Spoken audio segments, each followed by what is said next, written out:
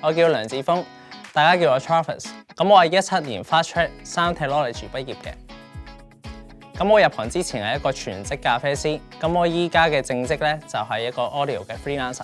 我做咗全職咖啡師5年半嘅時間。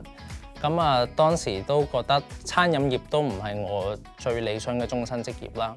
咁與此同時，其實一直都對無論 studio 啊，定係音效上面都有啲興趣嘅。咁於是咧，我就上網揾下一啲課程嘅資料去睇睇啦。咁最後俾我揾到演藝學院嘅 Fast Track 課程。咁所以我就決定離開上一份工，去發展一個新嘅事業啦。呢1年裏面咧，學校除咗有理論同埋實踐並重嘅課程啦，咁仲有一啲校內同埋校外嘅實習嘅機會俾我哋嘅。最難忘嘅時間都係第一次跟學校嘅 show 啦，係一個musical 嚟嘅。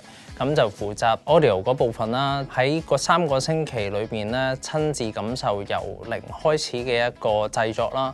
無論係望住啲場景起好啦，所有啲喇叭已經放好晒啊，幫演員帶咪啦，演出嘅進行啦，同一班團隊嘅一個合作啦，都係一個好難忘嘅時間嚟嘅。呢3個星期裏邊咧，來去匆匆，好快就結束啦，都好唔捨得嘅。但係都知道好快又會有一個新嘅學校 show 啦，同埋有其他嘅計劃係俾我繼續挑戰咯。